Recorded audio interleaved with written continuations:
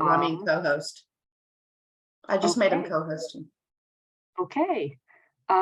So I suggested a little bit earlier to maybe wait 1 more minute so that we have latecomers join us. But happy to see you all here. Hi, Pam from Florida. Happy to see you. Good to see you too. Can everyone hear me okay? Yes, absolutely. All right, good. And Ramin, you said that we're supposed to be very comfortable, right? I have a pillow and a blanket.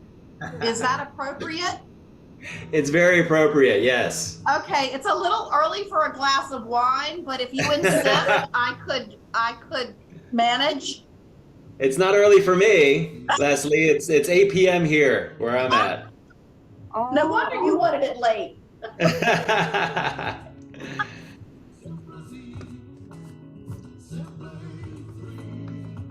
Let me see. Let me share my presentation just to get it set up. Don't share it yet, because at first it's my turn. What's that, Andrea? It's my turn to share the presentation. Oh, you're gonna share something? Yes. Okay. Okay. But I will be short and sweet, I promise. And it seems No like worries. we have people join us. So let me just welcome you all. And Hi, Mina. Hi everyone. Happy to see you here. Let me just share my presentation, which was here. I promise it was here. Okay, there we go.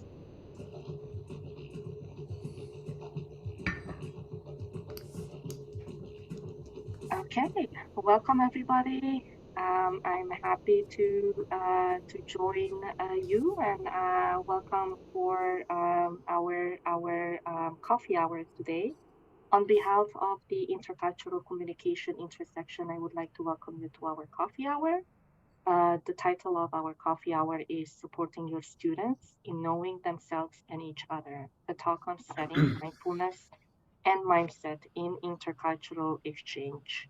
And our guest speaker today is Ramin. We will start today's event with an overview of our organization and our events. We will then introduce the speaker for today's coffee hour. And once again, thank you, Ramin, for being our guest speaker today. Just a we would like to record this coffee hour and possibly share the recording on our YouTube channel. So be aware that you are recorded. And I also would like to share the statement from TESOL that we are a safe space and we are encouraged to engage in conversations that sometimes are uncomfortable. So a little bit about our organization. Many of our team leaders are here, Leslie and Ramin, and also Barbara and Amina, of course, are part of the organization and great supporters. So what is intercultural communication intersection? We are a TESOL intersection, and we are addressing the growing needs of language teachers who engage in intercultural communication, even when they are teaching in their home countries. And we facilitate a wide range of events, such as practice-focused webinars, informal coffee hours, academic panels, lighting talks. We have regular newsletter issues and many more. And if you notice the link I added into the chat box, you are welcome to watch our little video that we created about our group. And how you can join us? Well, you can become a member of TESOL International, and you can join us via My TESOL and you can also follow us on our social media channels. And if you have any questions, any suggestions, you are welcome to email me, especially if you have recommendations for a guest speaker or you would like to join our organization. Please send me an email if that is the best for you. And let's talk about our upcoming events before we talk about Ramin's presentation. So our upcoming events will be in January. We have a panel presentation where we invite teachers to share their experiences related to intercultural communication. And in December, we have a coffee hour that relates to the holidays. And of course, we would like to request your input for events in February. If you have, again, recommendations, please feel free to email me. And with that being said, I would like to introduce our speaker, Ramin. He received his PhD in social, cultural, and international development education studies from Florida State University in 2017. And he is the founder of Full Circle Language Learning and Teaching, which is an organization that offers foreign and second language learning opportunities and various courses online and in person. And he has also published a lot on intercultural communication. And he also completed a fellowship with the US State Department in Vietnam. And his presentation, I guess this is my turn to stop talking and allow you to share your screen. So his presentation is once again supporting your students in knowing themselves and each other, a talk on setting mindfulness and mindset in intercultural exchange. Ramin? Thank you, Andrea. And hello, everybody. Can everyone hear me okay? All right, great. So let me just get all my windows situated here. Thank you, Andrea, for the introduction. Hello to all my ICIS TESOL colleagues, as well as other friends and colleagues who I see that are here. And those two that I don't know, I hope to be able to connect with you and stay connected, and through our different channels, through TESOL or LinkedIn or all these other kinds of network opportunities. So thanks for being here and for taking the time to just learn and hopefully to exchange and share your perspectives as well after I get done talking, and we'll open things up for discussion. So yes, this title here, it's maybe not the sexiest title, but it's accurate, right? And so that was the really key, is to attract people like you who are interested in intercultural exchange, and specifically interested in how to design and facilitate intercultural exchanges. And that's really my purpose, that I'll get into a little bit more here today, is to really just to share with you a series of workshops that I facilitated, and we'll get into that here a little bit more, but just a little bit more about my background that's kind of related to this talk as well.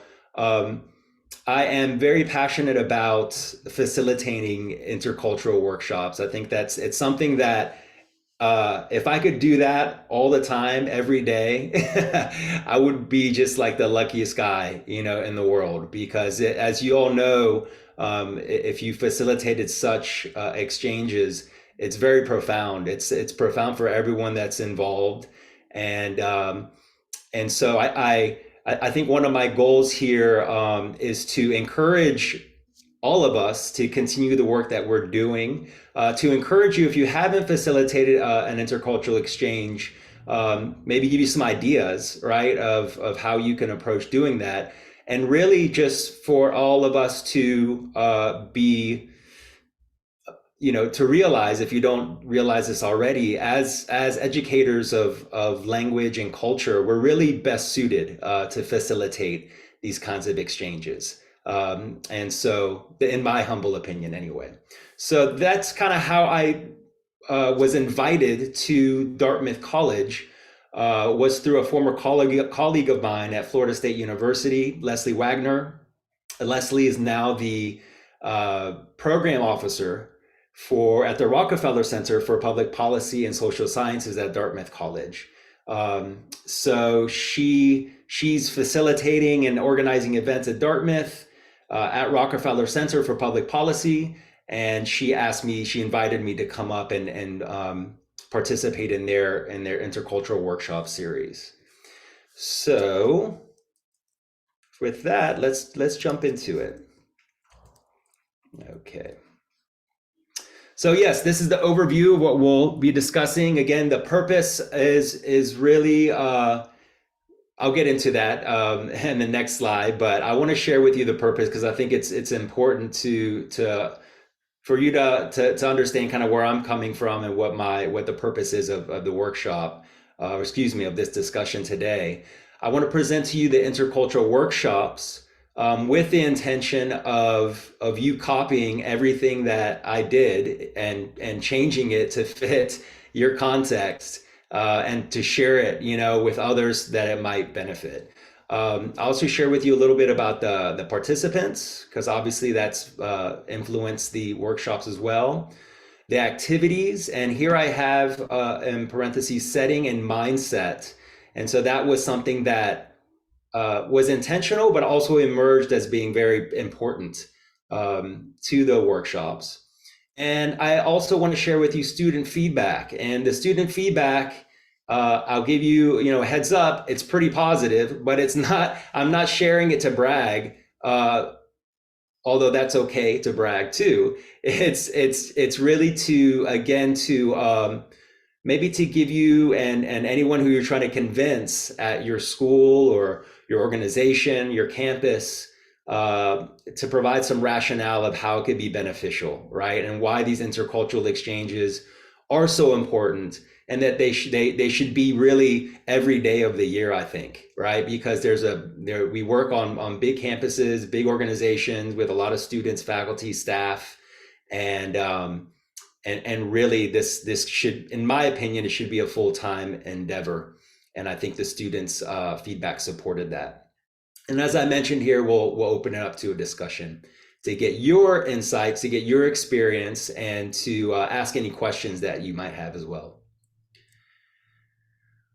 Okay, so yeah, I just kind of covered this a little bit already. The purpose here is to share activities, focus on setting and mindset within intercultural activities, present student feedback, discuss these initial findings. Leslie and I are putting together a paper based on our findings from this workshop. So, these kind of coffee hour presentations provide some extra motivation, right? To get it together and put your ideas together. And so, just want to kind of promote that idea too. If you have a paper that you're procrastinating on and you want some motivation to put your ideas together, these kinds of presentations are helpful to that process.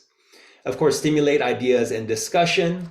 And as I mentioned before, it's to stimulate ideas and discussion because I do strongly believe that as educators of language and culture, we are really the best suited to facilitate these kind of intercultural workshops. As teachers, we facilitate intercultural exchange daily, right? With students. As teacher educators, we discuss language and culture daily. And I think that it's, as you'll see, I think in the student feedback, you'll see how it's relevant, not just within maybe our bubble of English language teachers or even English language teacher educators, but that these skills, this knowledge that we have it's really important, outside of those fields, right? That and it's very relevant to all different areas of expertise, and I would say even outside of the college campus, where diversity is just everywhere, right? With the diversity, equity, inclusion, you hear those words a lot, and I think we can really serve organizations to explore how to leverage, right, diversity, how to make spaces more equitable and inclusive. So we'll get more into that as well.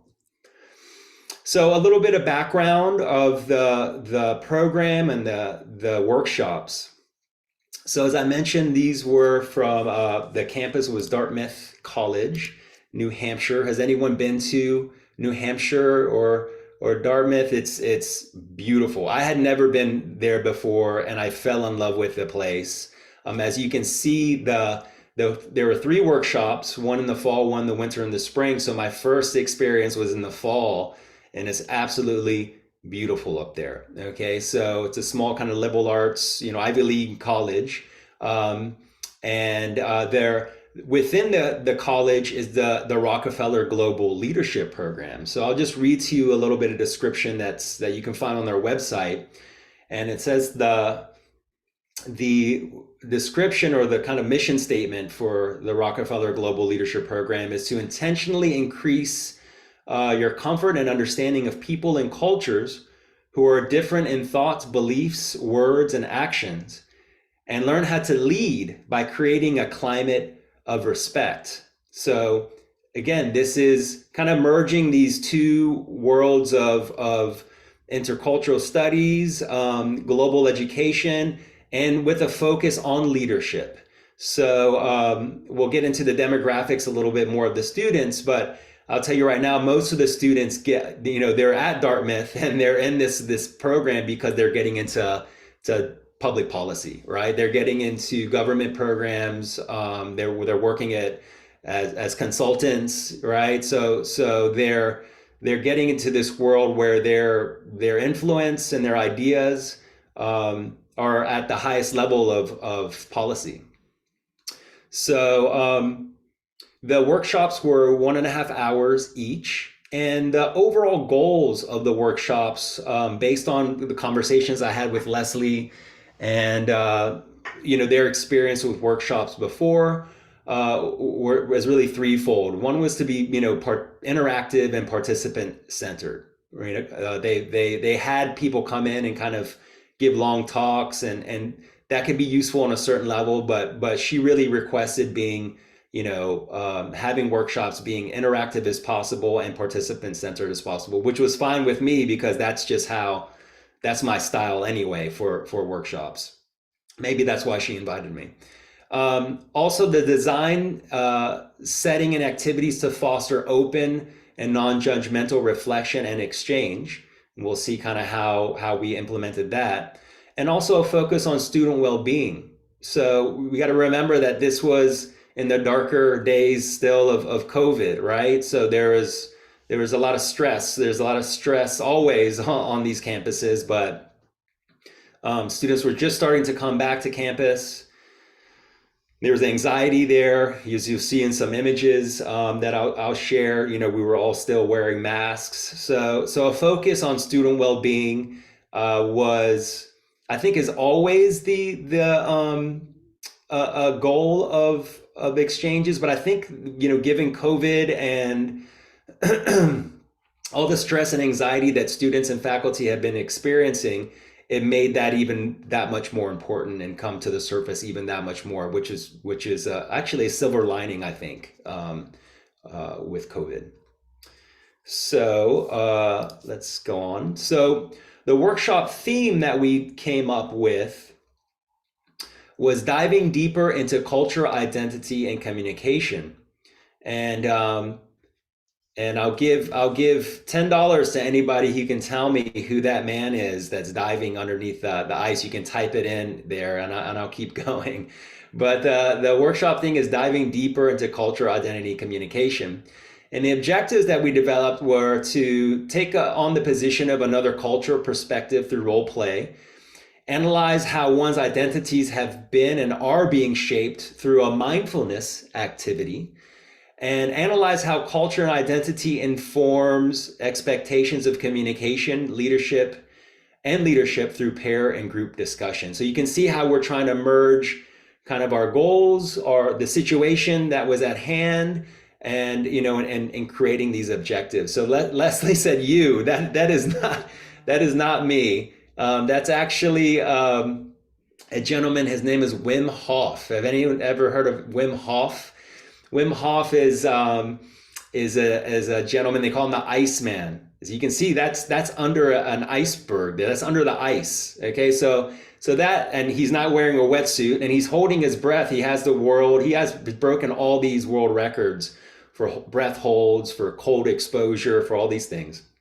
What he's most well known for now is through these kind of breathing exercises, really for wellness and for lowering stress, and so if you're interested a little bit more, we're not going to talk about Wim Hof today, but that was an inspiration and influence on me and on these workshops. And I thought that the imagery there, so much we'll talk about the cultural iceberg, right? We use that so much, that image of seeing things on the surface versus what's below the surface. So I thought that kind of all came together. No, it's not Henry Bogart, Barbara, but good guess. Okay, so some pre-workshop questions. So before I met with the students, we sent them these pre-workshop questions. And these were really to assess kind of what they know, what their experiences are, for me to learn who these students are. I had never met them before. And also to kind of get them curious and primed for the workshops. So I think it's always a good idea if we can do this pre-workshop, just to kind of, for those reasons, right? Get to know the students a bit, get them thinking a bit, right, around the topics that we're going to be exploring in the workshop, so they're not coming in cold. And it was important for me to assess, because we were doing some things that might be new and might need to involve some vulnerability, right? So I kind of always like to let students know that that's coming, so they're not caught off guard. I think the students in this case, they're in this global leadership program. They kind of signed up for it, and they had been exposed to different workshops before. So I think that's important to keep in mind as well. But as you can see here, the pre-workshop questions were to understand what their expectations were, how they define intercultural communication, what are some ways that they explore and express culture in their lives, how comfortable do they feel about sharing with the group about personal life experiences, and also, do they engage in any kind of meditation or mindfulness practice?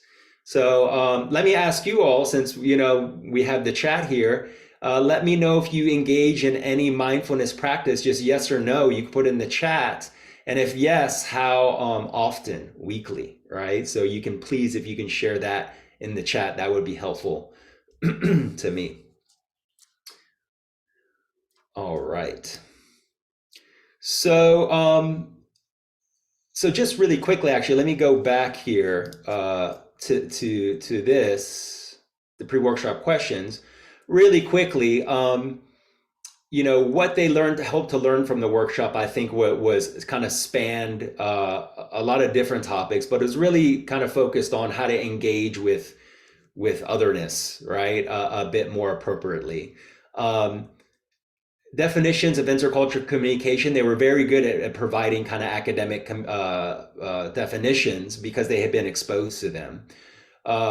Some specific ways that they explore and express culture, as we'll see in the next slide, it's a very diverse group of students.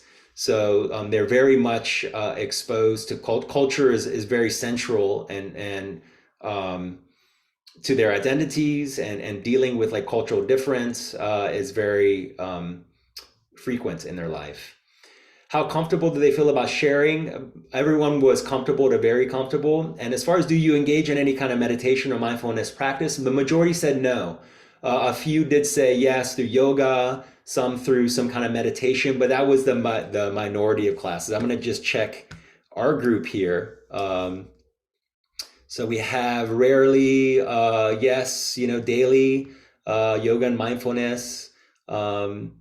So 4 times a week, some breathing exercises in to manage class behavior. Okay, fantastic, very interesting, great. I hopefully I can leave some time for discussion to learn from you all as well.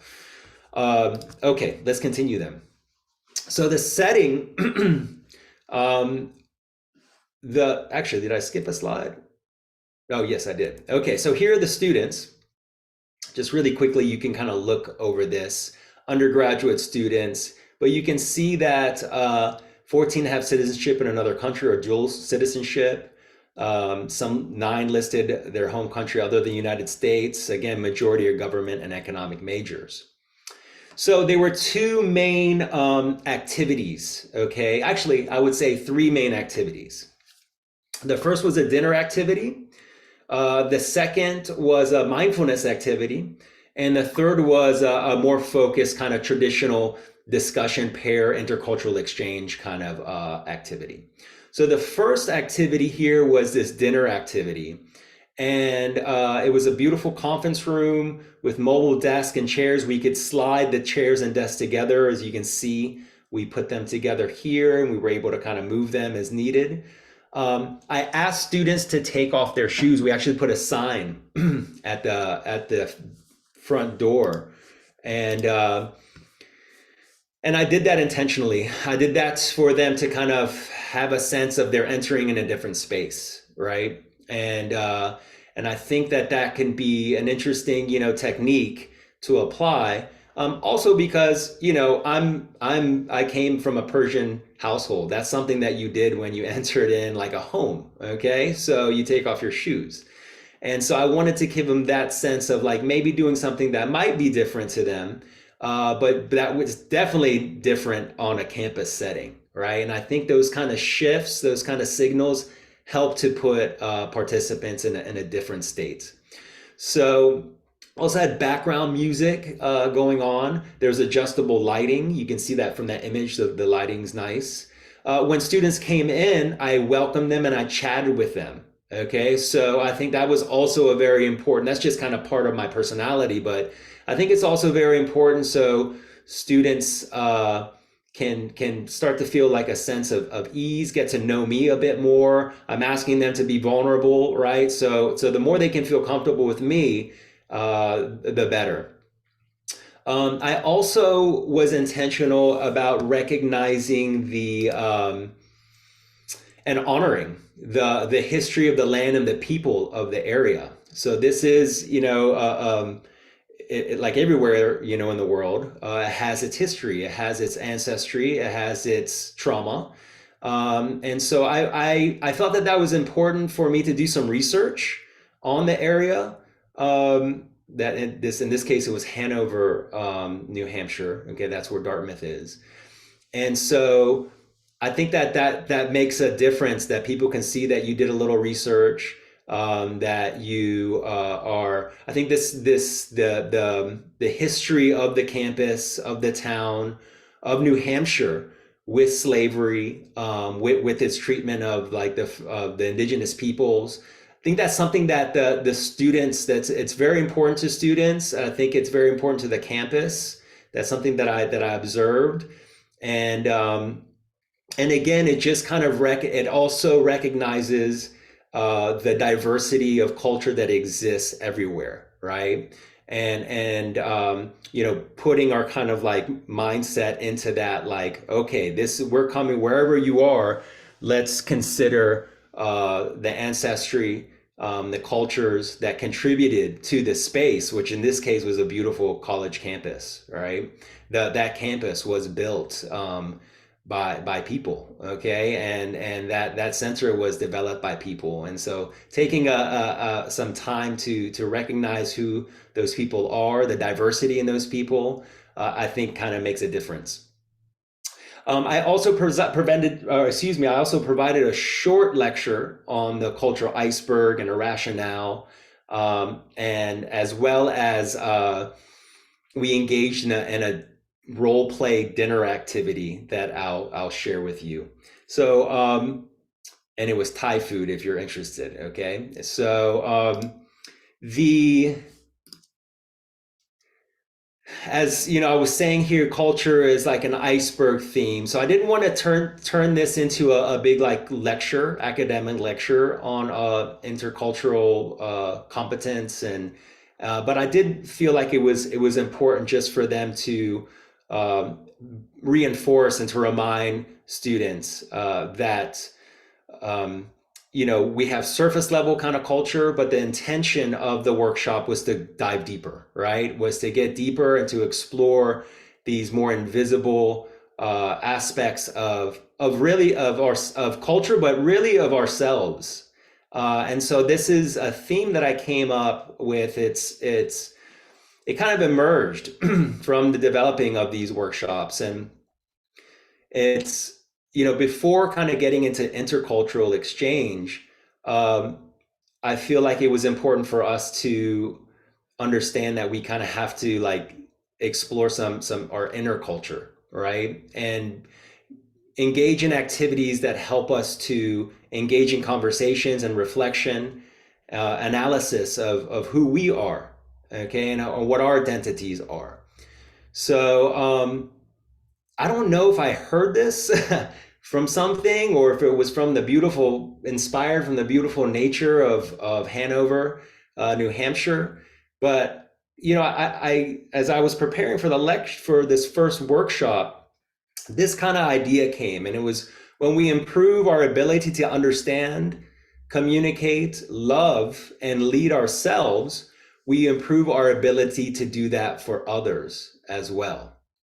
So this was an intention that I shared with the students, that really gets to the heart, I think, of the workshops, right? It's really kind of self-knowledge, self-awareness, and then with that, you can kind of become more open to sharing, what that is, what you're reflecting on, as well as being open for other people to kind of share their identities, their perspectives about things.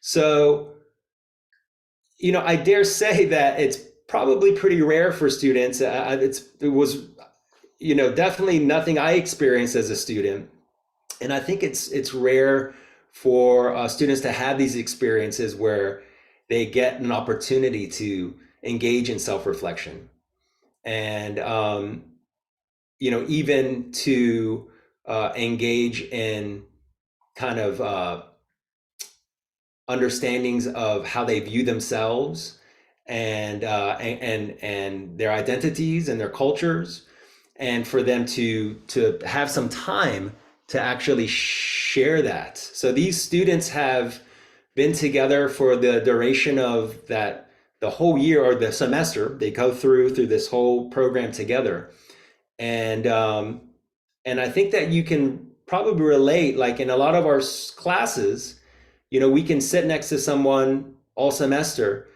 You might not even know their name. Even if you do know their name, you probably know them on a very surface level, and that's true for the professor as well. Okay. So I think this is an issue that these kind of intercultural opportunities for intercultural exchange, they don't necessarily have to be in a workshop.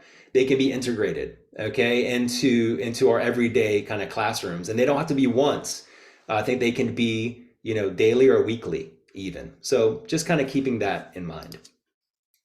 Now for the role play, for the dinner role play activity, these cards, we developed these cards, okay, and yes, these cards are overgeneralizations, but we that's okay. It's okay to overgeneralize sometimes, right? And it's, as long as you preface it in that kind of way. but I think they're reasonable overgeneralizations. And so the idea came in from the fact it was inspired by one for these workshops. They always have a dinner, and they have a dinner with the facilitator and with the students. And I thought that that was kind of like a waste of time. I said, well, let's try to integrate those two things where the dinner is actually an activity. So we came up with this. This was also inspired by Barnga. Does anyone remember that game, Barnga? Okay, if you don't know what that game is, check it out. It's a simulation game where basically you have cards. Everyone gets dealt cards, but every kind of group and everyone within the group, actually every different group has a different set of rules. And then you start mixing up the different groups, and everyone starts to kind of like, you can't talk. And so you start to like move groups, and you're coming with these set of rules that don't match other people.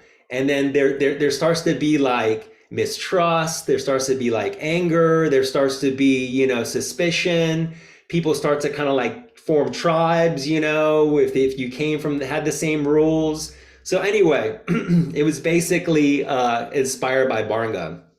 So I said, okay, what can we do to kind of bring these two together? Well, this is where we developed these cards, and each student had a card. So we split the students up into groups, and each student had a card. And so you can just kind of read over these cards a little bit. And the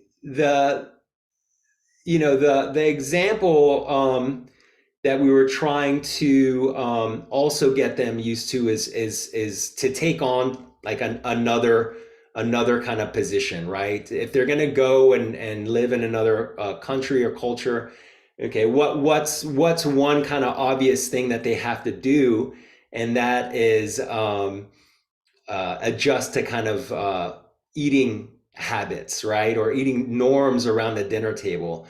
And that's something that you can do even wherever you are. If you're eating with someone from a different, background, different experience, you can at least engage in that conversation. And so this helped to kind of stimulate that kind of exchange. So the rules of this were that they can't share their card. They have to apply the etiquette on their card to the best of their ability, as if it was their own cultural practice.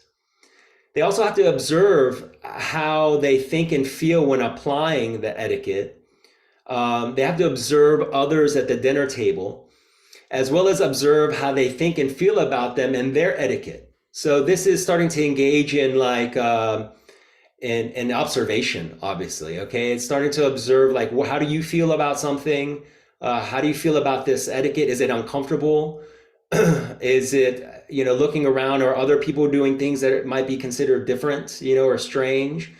And then to start to observe how they think about other people when the habits and behaviors of other people, when the behaviors of other people don't match, right, with their kind of expectations, or what, in this case, what's on their card. So this was after we engaged in it was about a 20-minute dinner activity. We got into a discussion, right? So the discussion was, how did you feel about people applying a similar etiquette, and how did you feel about people applying different etiquette? And this was something that we discussed, but I think the value of this ended up being it prompted students to reflect on their own norms growing up, on what their expectations were around the dinner table. And it's something that they never had really shared, in public before.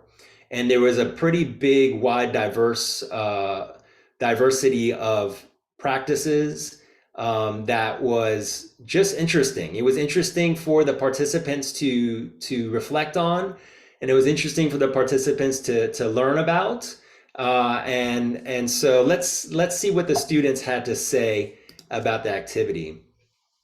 So, I really enjoyed the role play dinner. Doing that with a group, within a group context, remove a lot of discomfort and feeling alienated when trying new things and engaging with differences.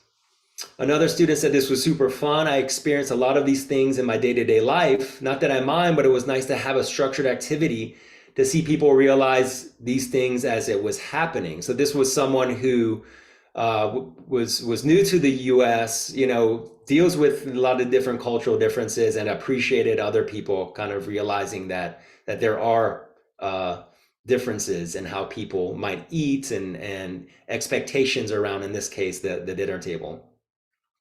And so I absolutely loved the dinner activity as it felt like an authentic, entertaining, and enjoyable simulation that taught us a lot without feeling fake. Another said, I think it was interesting to see other cultural practices with food being played out and relating them to my own. I also like trying to adhere to the cultural norms of a different culture. So that was something that was just enjoyable, right? To try things out. As you read, some things were like eating with your hands. Others were, using chopsticks. Others were saying grace, before a meal. So, when you're engaging in role play, it kind of gives you permission, right, to act out something, right, to pretend. And that's just, it almost gives you permission to put on a mask and try something out, which I think the students appreciated. The last quote here is, the meal activity was also illuminating for me because I realized some of my responses to others' actions might be considered rude and vice versa. So again, it's giving some awareness that might not have been there before, right? That something that might be natural for one person might be actually considered rude for another. And that was especially true when someone had a card that said, you don't start eating until maybe the elder, right, at the table is served first, or you wait till everyone starts eating first. I live here in Istanbul, Turkey. That's something that I observe, and that's definitely a practice, is like you wait, right, for everyone to kind of sit down before you start eating. So it's like a kind of a group activity. And it's also true with with the eldest at the tables, making sure they're taken care of before anybody else. Okay, let me just look at the chat here really quickly. I'm going to read Henda's joke here. So I'm from Tunisia, but after this webinar, I'm having second thoughts because I tend to refuse food the first time around, so I might as well be Iranian. You might be. All right, so okay, and then Iman says, here I think participants would behave in the conventional way and what is expected from them rather than being themselves as unique individuals. So, yeah, I think, yeah, I'm not quite sure what that comment means. Maybe we can discuss it in the discussion. All right, so the next activity is this mindfulness activity. Okay, Leslie, so you can get your pillow ready, all right? And and this mindfulness activity, first let's just define what one definition of what mindfulness is. So mindfulness is defined by Jon Kabat-Zinn is paying attention in a particular way on purpose in the present moment and non-judgmentally. So if you don't know who Jon Kabat-Zinn is, he's an American professor emeritus of medicine and the creator of the Stress Reduction Clinic and this at the Center for Mindfulness in Medicine, Healthcare and Society at UMass Medical School.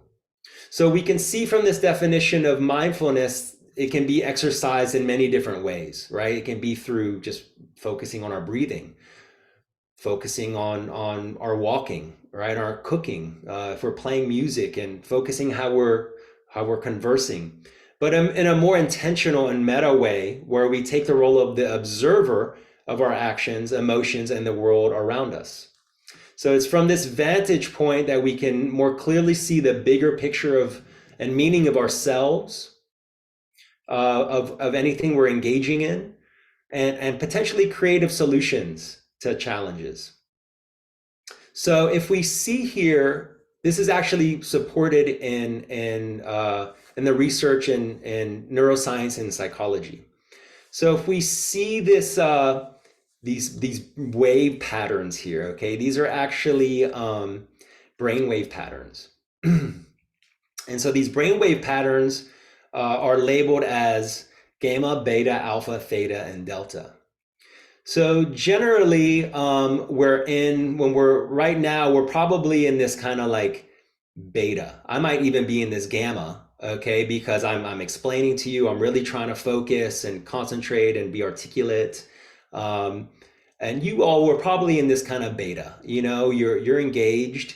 You might be kind of multitasking, you're active, right? You're listening to me, you're living your best life, right? You're doing what you need to do. And so that's the beta, and that's what students are coming into the workshop with.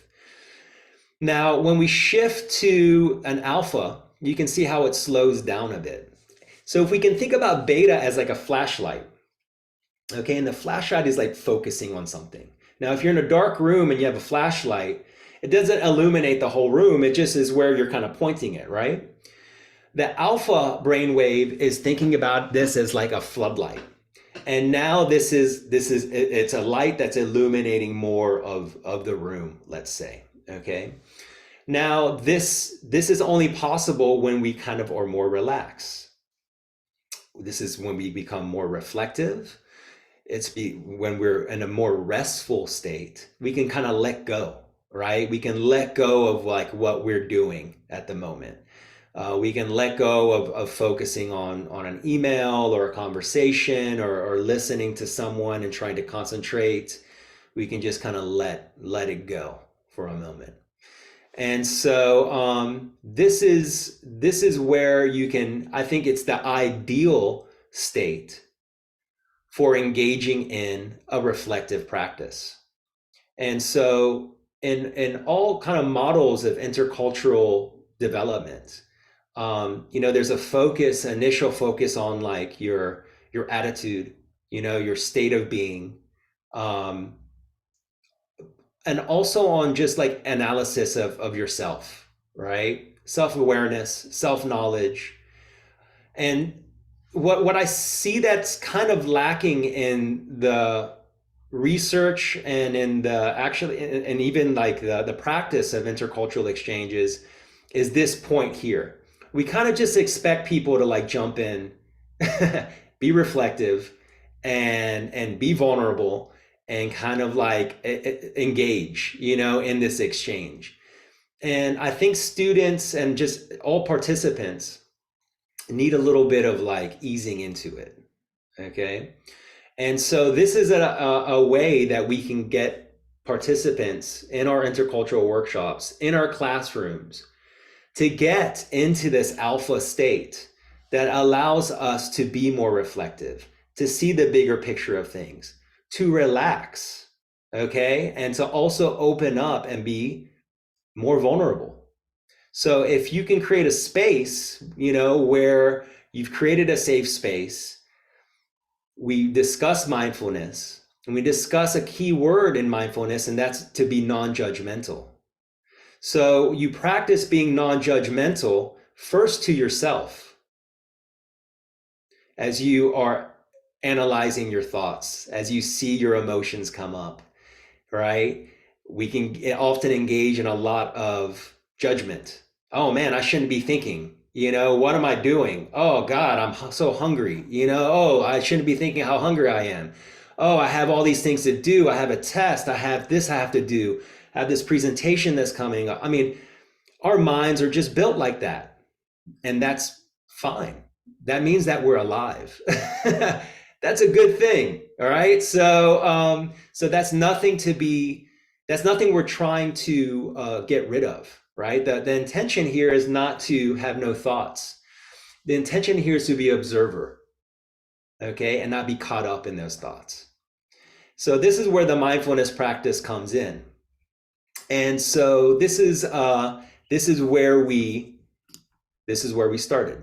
So after giving that kind of explanation, I instructed the participants in this way. And if you like, if you are in a space where you can participate, I invite you just to participate, right? And I'll guide you through the mindfulness activity that we engaged in so you can experience it. And what better way than to experience something, right? To kind of understand it a little bit more deeply. So I invite you to, if you're sitting down, that's fine. If you're in a place where you want to lie down, that's okay too. So the students in our workshop, some of them, laid down on the floor. Some of them just got comfortable in their chair.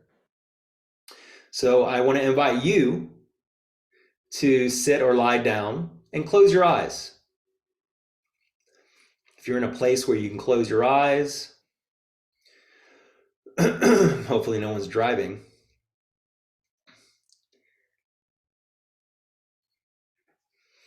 I'm going to close my eyes as well.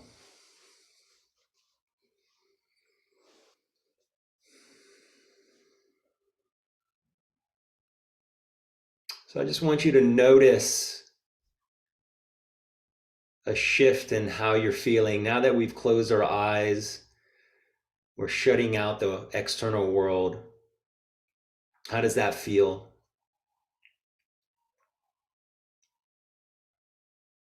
Again, practicing a non-judgmental mindset.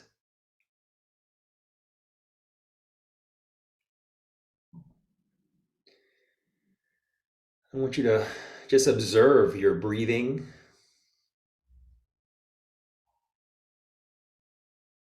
your heart rhythm, non-judgmentally, just observing.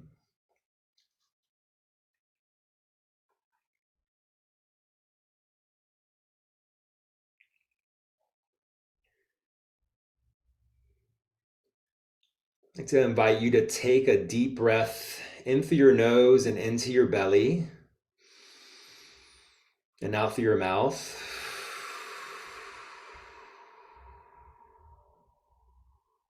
Repeating that a couple of more times. In through your nose, into your belly.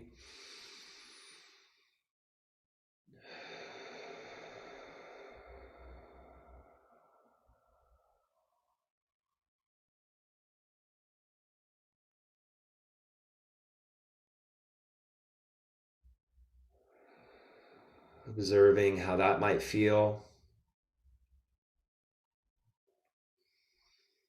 If there's any thoughts that might come up, just recognize them, observe them, just let them pass.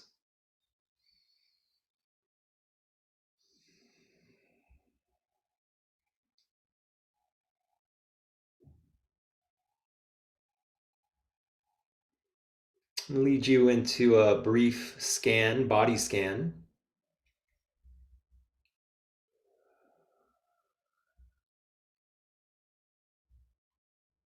Starting with your eyes.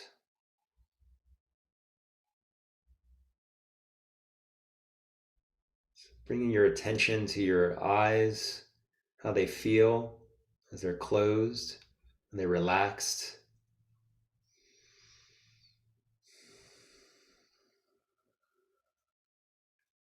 To your jaw, free to move around your jaw if that helps to relax your jaw a little bit.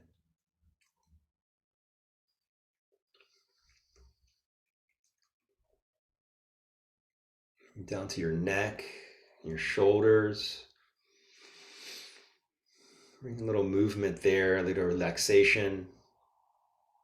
Down your arms and your wrists and your hands, making them heavy and relaxed.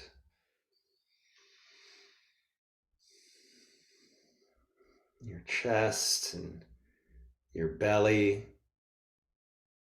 Breathing into your belly, feeling your lower back just relax.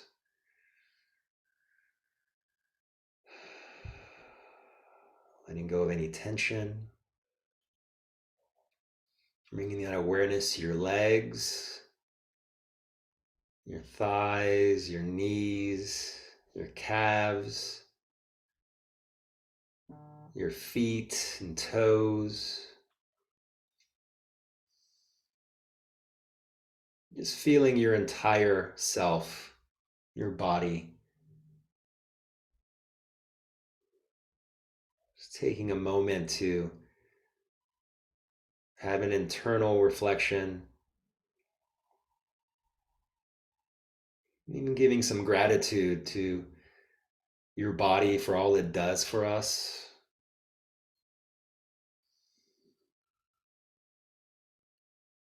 Noticing how you feel.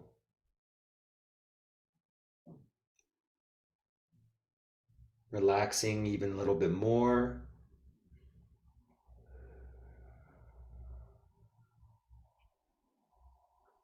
Remembering that we can pretty instantly get into this state, this alpha state of relaxation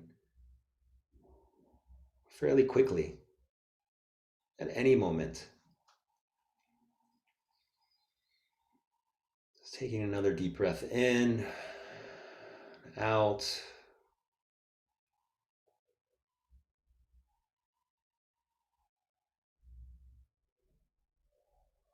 And in this space, I want you to recognize and honor the diversity within your family. I'd like you to reflect on your ancestry. So what is your identity based on your family ancestry? And what feelings and thoughts come up around this identity when you think about family, traditions, customs that you grew up with? Again, non-judgmentally, just observing.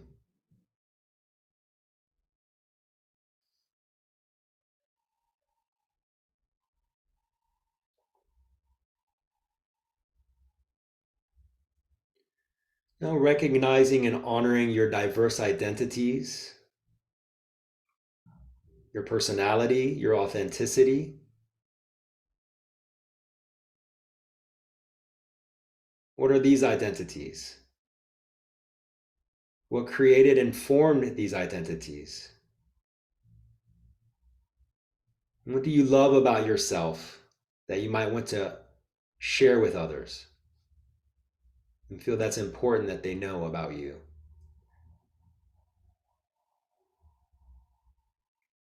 And the third reflection is recognizing and honoring what you wish to become.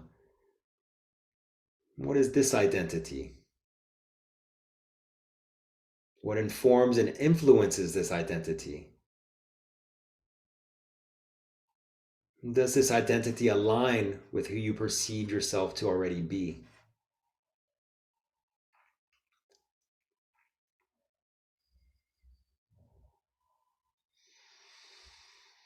Taking another deep breath in and out, whether you have your eyes open or closed. Coming back. Hope you all enjoyed that. Hope you're feeling a little bit more relaxed from that. So that was a little bit more sped up, but that was the idea, okay, of the mindfulness activity. And so from there, I asked students to journal, and they engaged in just about 5 minutes, right, to journal about what they experienced, what came up for them. And that could just be notes, nothing full paragraph, just things that was going to prepare them a bit for the next activity, which was a discussion activity. So before we get to that last activity, I want just to share some of the feedback on the mindfulness activity. One student said, I really enjoyed the meditation aspect of the session and the journal reflection. It made me inspired to write in my own journal more often. The meditation was peaceful. It was very helpful to reflect on my ancestry, what I like about it, and what I want to change. The meditation section was much appreciated. I really enjoy being able to reflect on my own experiences and values during the sessions. I also feel like there's a lot I've taken away from this session that I can now think about in my own time. I really enjoyed the quiet, reflective activity. It made me think a lot. I like the mindfulness meditation and learning about the different waves, beta versus alpha versus gamma, and that the meditation was calming. So from there, we transitioned into this mindful intercultural exchange. So Nicole, I'm just reading your comment here. That the activity, I would say, so the whole workshop we had was an hour and a half. So I say this was just about 10 minutes for the meditation, okay? It doesn't have to be long. So I asked students to take on the position of an observer and listener, to hold off judgment of self and others, and that each person should share one identity of their choice while others listen for 5 minutes. So this was also due to the fact that we had a time constraint. After the 5 minutes, whoever was listening, whether that was a pair group or a small group of 3, they can ask a question or share one way they relate after the person has spoken. So each person got an opportunity to share one of their identities that they reflected on. And here was some of the student feedback. I think this was the most kind of interesting. Said, I love the different aspects of identity we had to consider and loved sharing it with everyone. I got to learn a lot about my fellow cohort and share some things they don't know about me. Fun.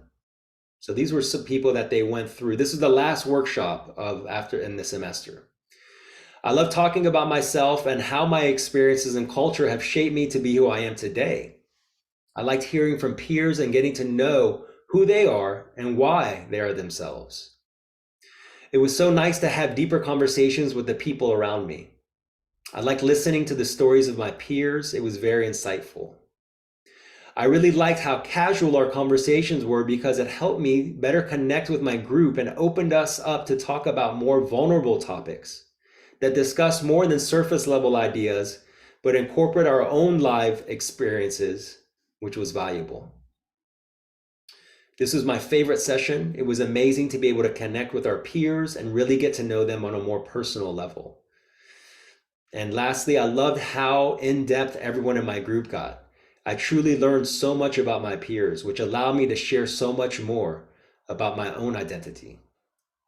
So again, these are students that had been working with each other all semester, and these kind of activities help them to feel more comfortable with, being vulnerable and exchanging, as well as learning about each other. I learned a little bit more about how easy it can be to share more about myself to others. I love the in-depth conversations. I feel like I got to know the other students at a deeper level. It was interesting talking with my partner about ancestors. So lastly, some additional feedback. Taking off my shoes made the session feel close and homey.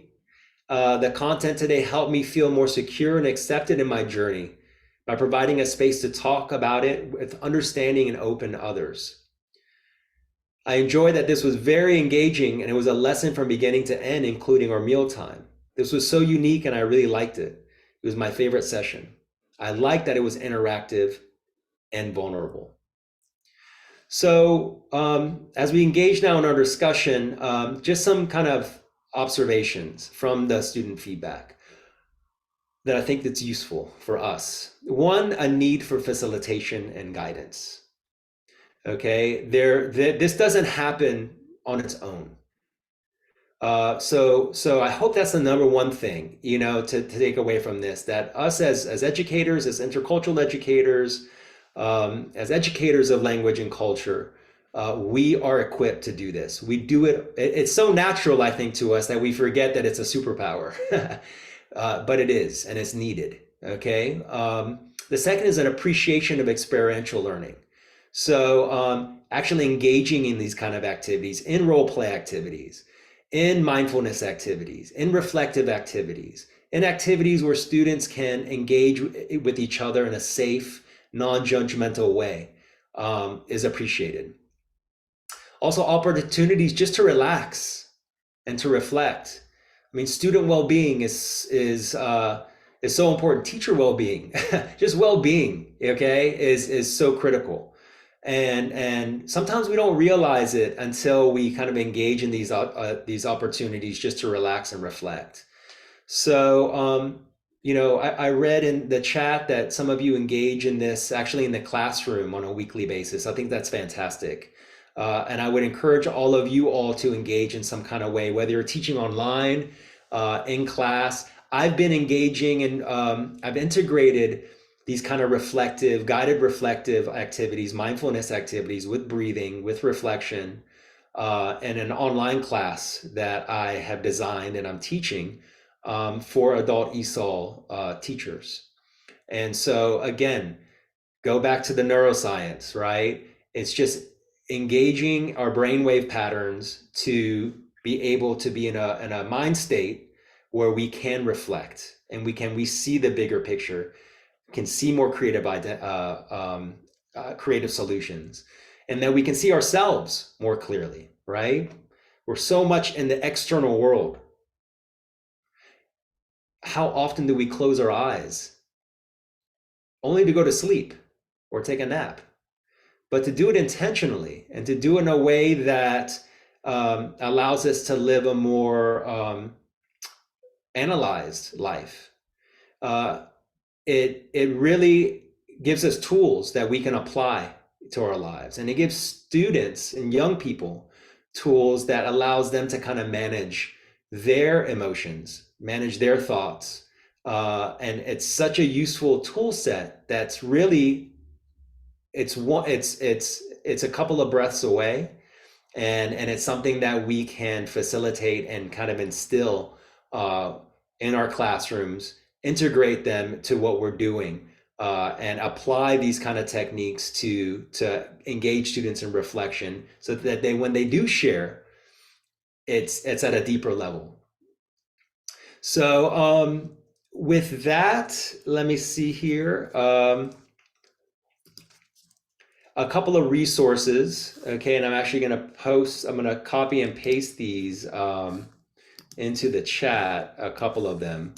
So they're not a lot of resources, but they were key to these workshops, and you might find them interesting. The first here is Search Inside Yourself.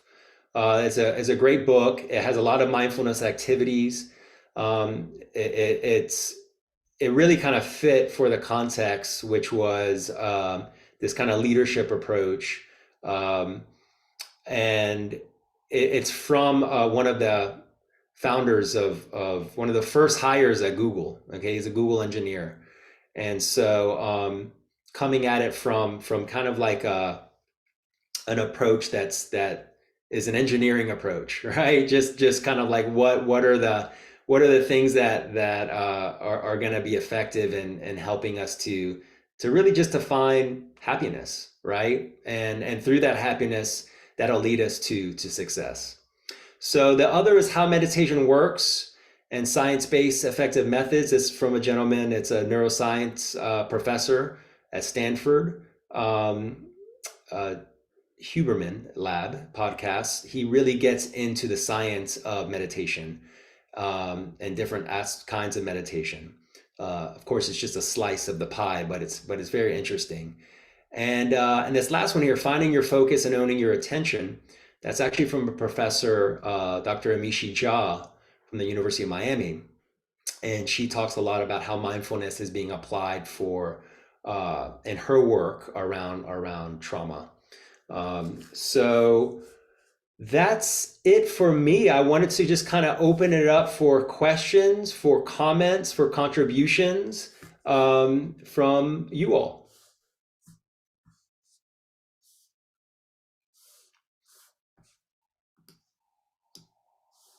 Thank you, Ramin. If you have any questions, feel free to put them in the chat box or ask them.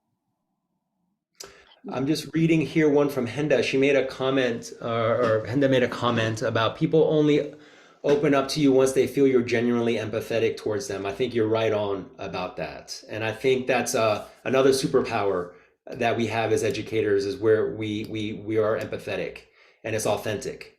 And so that does create the space and the tone for these kinds of for students being more empathetic and for creating an environment that is a safe space and is a non-judgmental space.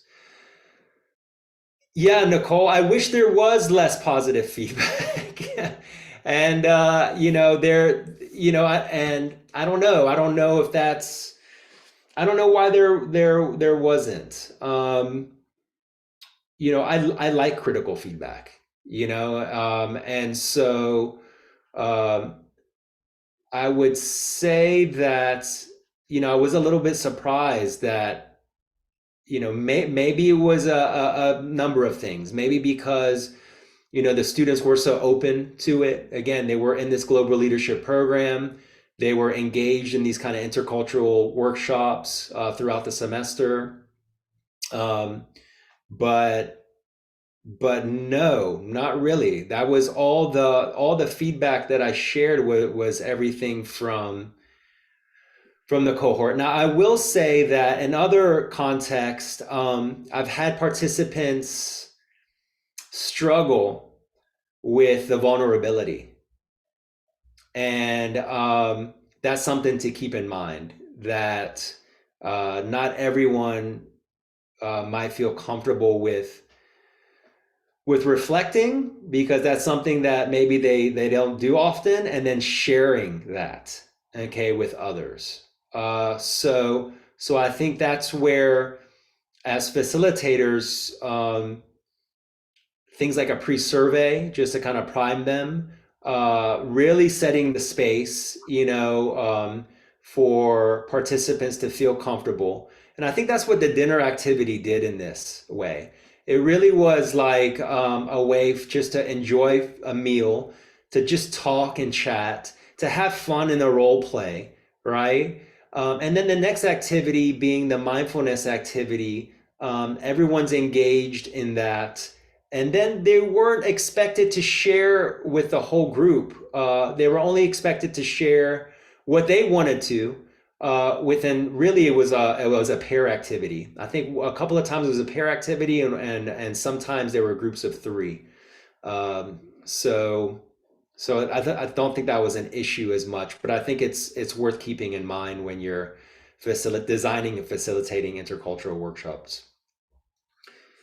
Amina says many of these, let me see. Many of these mindfulness activities are popular in theater. Yes, I think theater has a lot of activities that we can that are useful in the language classroom. I'm seeing here from from Mariana, a helpful metaphor that I learned from George Lackey for setting the space is building the container so that it can hold everything that comes up. That's a great quote. Yeah, I think that building the container is, let me say something about that too. I think that also building the container is working on ourselves as educators. And so when we can engage in these kinds of reflective practices ourselves, especially if we're intending to facilitate them, I think that comes through as, it helps to develop the skills of empathy, right? I think that these attitudes, we generally like separate attitudes and skills, but attitudes are actually skills. And so you can, and I say that because you can develop them as skills. You can become a more empathetic person. You can become a better listener. Okay, those are things that you can apply. You can observe in other people. You can apply. Yes, it might be, I don't know, feels like you're faking it at first, but it eventually becomes part of who you are. And so I think that's a really important aspect of that third reflection about who are you becoming. And so, it's reflecting on our family ancestry that influences so much our culture, our upbringing, our communities. Um, it also takes into consideration our personality, our individual identities, right? Um, but it also is important to understand that we can control and mold who we are, and we can do that in an intentional kind of way by envisioning, how we want to be, where we want to go. I found that to be especially important with these students at Dartmouth that it seemed to me tended to come from backgrounds where a lot of people have very high expectations of what they should do in life. And so I think it's really important for them to at least be aware, of that, and to see how does that make them feel. Is what they have been told that they should do, does that align with who they are and what they want to do?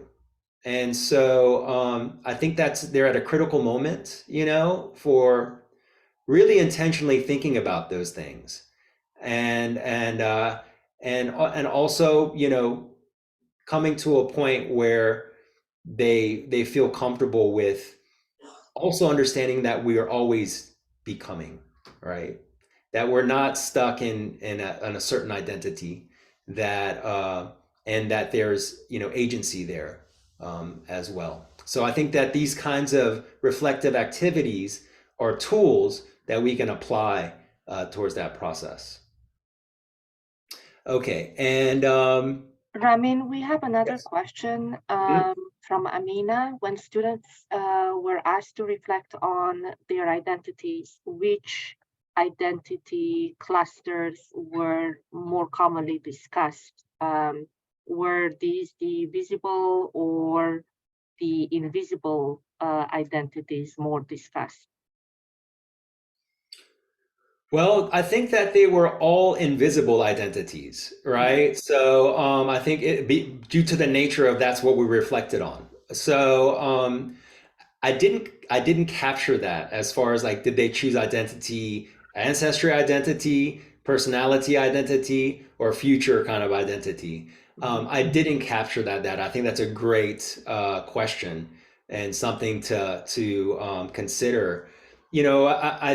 What in just my observations, um, it was pretty spread out.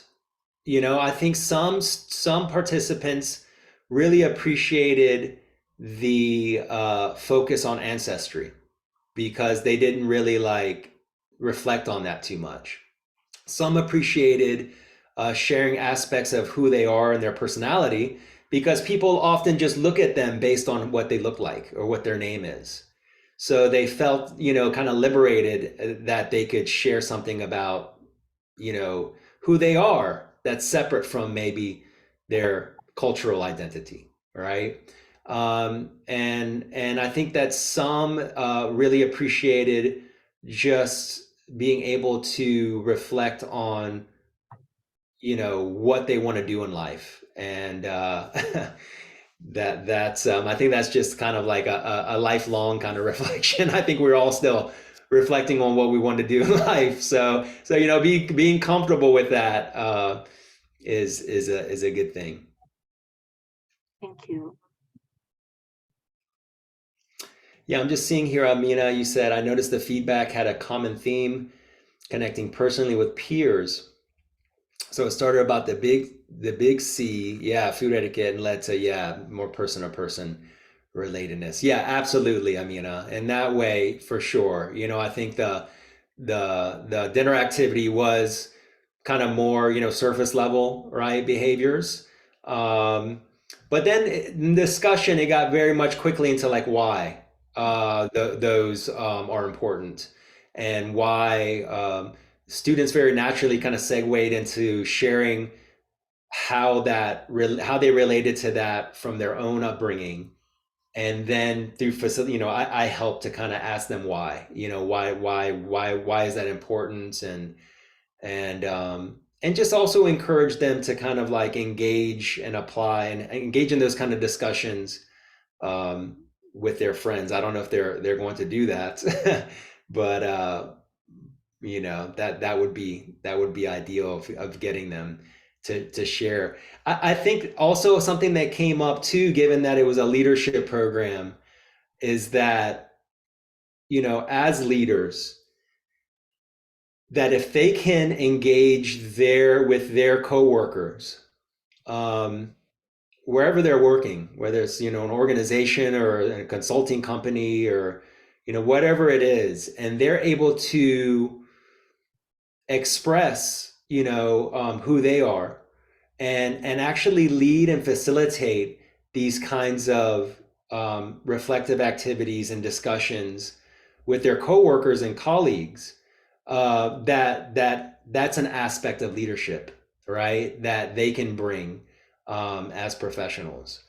And so, really, I guess like the idea is uh, to train students to become facilitators of intercultural exchanges, themselves, and I, being comfortable with discussing, with seeing that these below the surface expectations that people have of communication, of behavior.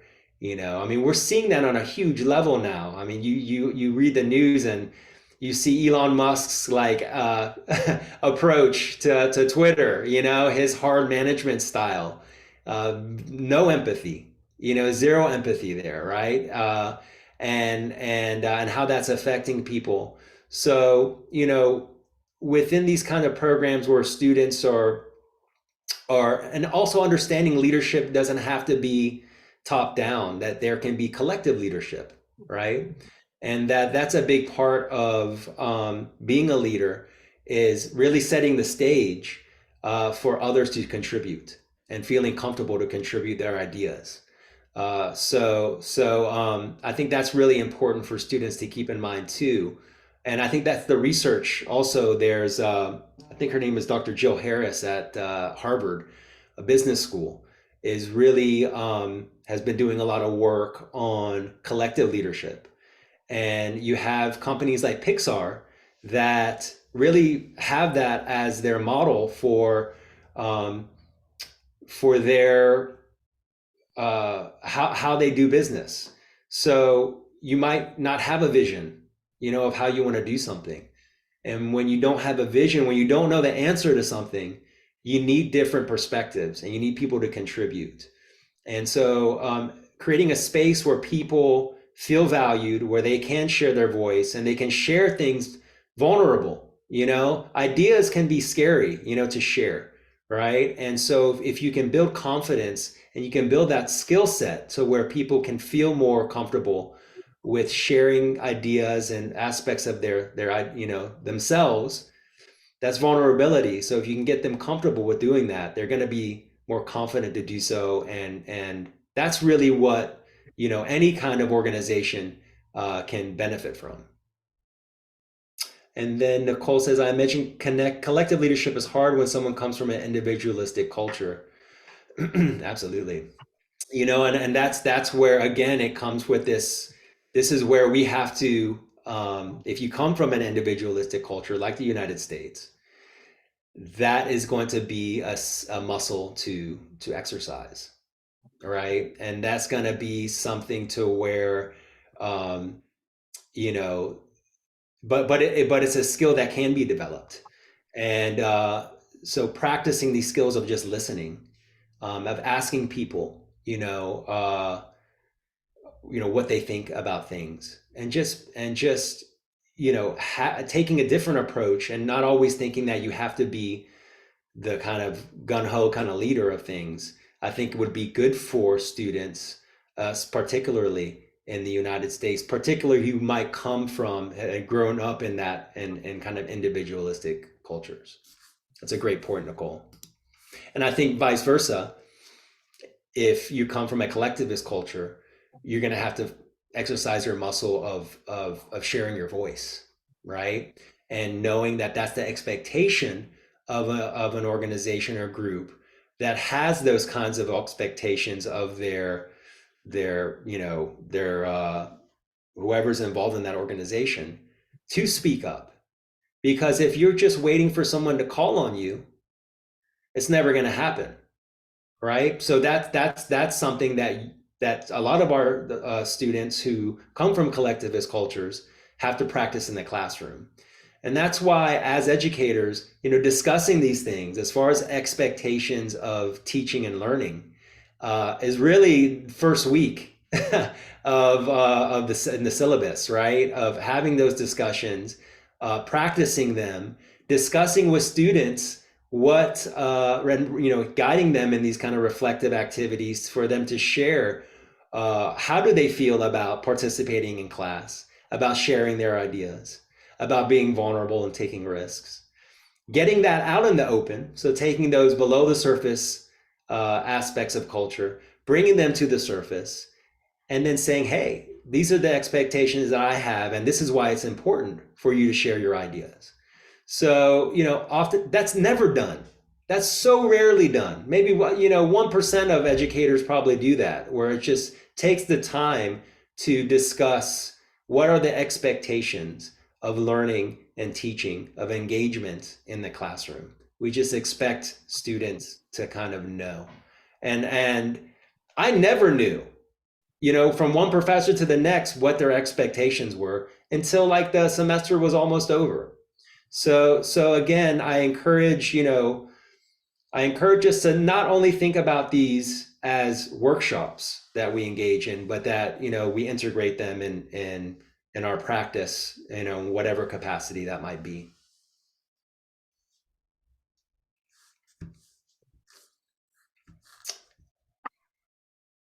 Thank you, Ramin. We appreciate your workshop from today. I would like to share my screen. Sure.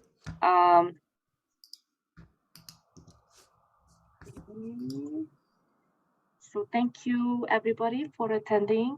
Special thanks to Ramin for offering this very interesting.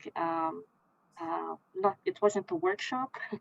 It was a coffee hour, which is an informal discussion.